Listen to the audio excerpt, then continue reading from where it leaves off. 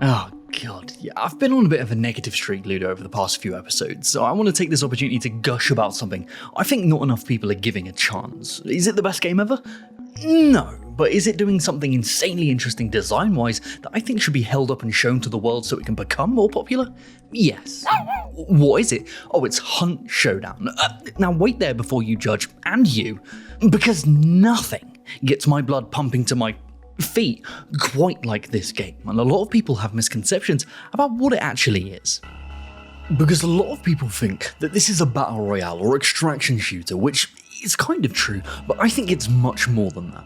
Instead of the goal being to hunt down every other player on the map with an ever-encroaching kill zone, players are tasked with locating and banishing one of two eldritch horrors hidden around the map and extracting with their bounty. But as soon as you start the ritual of banishment, it alerts all other players on the map to your location. If you manage to defend your riches and escape unscathed, you're rewarded handsomely. No, you don't have to fend off hundreds of other players, that would be wild. There are only 12 players. Wouldn't that make it a lot less intense?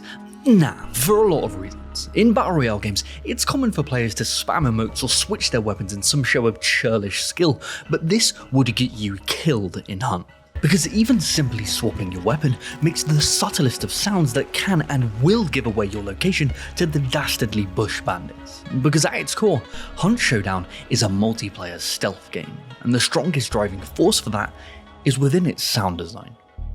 So I'm a sound designer, so pardon the extended biased gushing, but I think Hunt has some of the best utilised sound design I think I've ever seen. Sound itself is such an important but subtle aspect to game design, used to guide and inform players subconsciously, but it's even more of a necessity here because of how reliant the game is on information gathering at every single turn of its gameplay loop. Through the use of their proprietary systems within CryEngines, such as CrySpatial and their head-related transfer functions, it allows them to mimic realistic propagation of sound bouncing off the environment, giving this near one-to-one recreation of how sound works in real life, allowing its players to pinpoint the most subtle of sounds directly, or as well as they could in real life anyway. Which is important, as every single action you take in Hunt Showdown produces sound, from the subtle snap of twigs beneath your feet to the bombastic single shots of your rifle that can be heard, quite literally, across the map. The ramshackled buildings are strategically littered with broken machinery, shattered glass, the flesh-picked bones of animals and hanging chains to act as auditory obstacles for you and your enemies to navigate. Based on how you move, your speed or lack of care and awareness, every action you take gives information to your enemies on your whereabouts and intentions, but the reverse is also true. Every creak, bump in the darkness or subtle change in moans from the surrounding enemies can alert you to encroaching danger, and once this clicks in your head, the game becomes this paranoia generator. Skulking through the environment, not seeing a soul for an age, and then suddenly hearing a twig snap, the muffled scrapings of a revolver being reloaded, or a gunshot that's a lot closer than you first thought. And the most interesting aspect of all of this to me is how this reliance on sound design impacts your playstyle over time. For example, running and gunning is common in nearly all shooters nowadays, but here, well, unless that's your plan to divert enemy attention, it's just a terrible idea. It draws enemy and AI attention, putting you in needless danger. Rushing and sprinting creates a gigaton more noise, giving away vital data to your foes, and repeated shots from larger weapons makes you go temporarily deaf, eliminating one of the most vital advantages you have and punishes players for going loud in a very sim-like way. Once you get one shot out of nowhere for stupidly giving yourself away by simply sprinting needlessly, you slowly start to realize that this isn't that sort of game. Take it slow, gather intel through sights and sounds, and attempt to get the drop on your opponents through this ever-shifting exchange of subtle clues. And this information gathering even extends further into how the AI enemies are designed.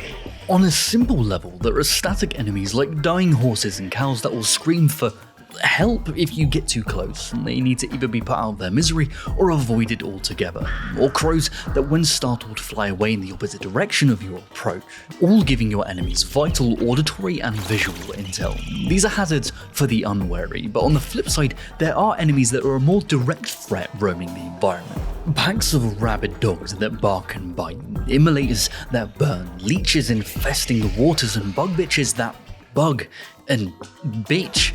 Not only are they noisy, but they also require to be killed in certain ways, like spotting the partially detached head of the bug bitches to kill them cleanly, but requiring a well-placed single shot. The trade-off is securing a safe passage, but alerting other players to your presence. Their combined behaviours and variable danger levels force you to traverse and make measured decisions as you skulk through the environment, but my god, do not underestimate them. I learned this the hard way with a friend when we were about 20 minutes into a round. We hadn't seen a single soul as I caught the attention of some rogue zombied wench. I ran her through with my sword, but lo and behold, she was holding a Molotov cocktail, and we were standing on a pile of oil right next to an explosive barrel, so yeah, you need to pay attention to all of the sights and sounds in the environment because they can and will get you killed. You start to twitch, is that someone spying on me on the hill?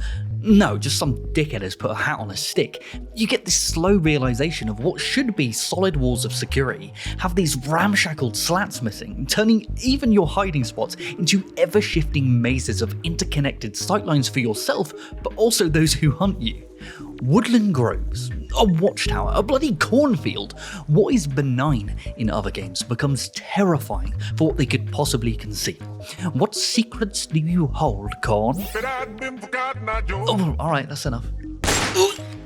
Oh god, you know what? This is probably the only shooter I've ever played where getting one shot from half the map away or gunned down by a conventional camper actually feels well deserved because of what it takes to get into those positions or what it will cost you if you fail to land that vital shot. Oh, you missed in close range? Mate, you are getting bum rushed and you will die because it takes about 2 to 5 business days to reload your gun. Yeah, that's right, no reloading on weekends. This sense of build-up and intense release from counting shadows and mouse farts building to this climactic engagement that is often messy and fast. I hated other Battle Royale games for this exact reason, but the way Hunt frames it changes everything for me. It's paradoxically about not engaging with everything shooters have taught us to do over the last 3 decades, and I think it's better off for it. Sprinting, engaging with fights, or simply shooting your bloody gun can be a terrible idea. Which isn't for everyone, but this kind of stealth experience is some of the most fun I've had in a shooter in a long time. I think a lot of this has to do with the fact that I've been entrenched in game dev for so long, I've just become numb to a lot of games' tricks, especially stealth games. I can see how the enemies are programmed to work in my mind's eye, and overcoming that becomes a matter of begrudged patience rather than problem solving. Hunt gives me that feeling I had when I was a kid, and playing even the simplest of stealth games terrified me, and here, each new match I play is its own miniature stealth experience that is driven by unpredictable players, not AI simply patrolling corridors. Honestly, in hindsight, I think I might be subconsciously coping a little bit. Ever since I landed in the US, all I've played is Red Dead Redemption and Hunt Showdown. Am I just a Westerboo? Yeah, well, regardless, this game could only really exist in this Wild West setting. Its vegetation, ramshackled buildings, and reliance on weapons powered by moonshine and nightmares, none of that could work in the car parks and nuclear facilities of a nondescript Eastern Europe setting.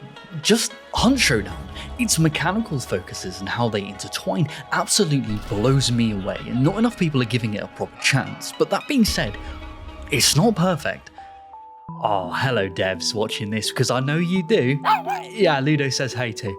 I've got a few bones to pick, but please don't take this personally, alright? First off, currencies. When you die, the character you're playing dies permanently into the void, along with all of the weapons and perks you brought in with them. You can then buy new characters and add-ons with one of their currencies. Now, I know losing this is meant to add tension to the possibility of death or give a reason to actually consider extracting early, but it just feels redundant and punishes new players. And let's be real, because of the genre, you guys are struggling with onboarding as it is.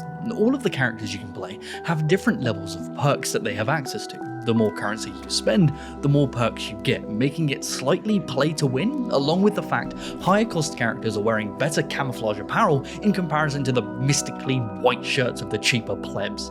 You spend more currency, you have a mechanical and stealth advantage over others, but you get so much currency, it makes all of this redundant, so what's the point? It just means that once you die, you have to go through at least 10 different menus and interaction costs in an attempt to make someone which has the same level of advantage, weapons and perks that you enjoy to play. I usually only get a few rounds into Hunt before I need to step away, and at first I thought this was because it made my blood pump so vigorously and I needed to calm down, but could it subconsciously be that I just got tired of navigating this sea of menus? This honestly might be a contender for the most confusing UI of 2024 competition. Well, I was only half being serious about that, but that could actually be quite fun. Right, that'll be next episode then. But what do you think? What are some aspects of a game that seem small but had a drastic impact on how you personally play? Let us know down below, because we would love to discuss this with you. Oh, yeah, you're right. So there's been this mass exodus of Twitter because of obvious reasons, so come follow Ludo and I on Blue Sky for all those juicy design delve updates. Well, juicy was like the first word that came into my head. Whatever. It's time to say goodbye, Ludo. Okay. Bye, guys.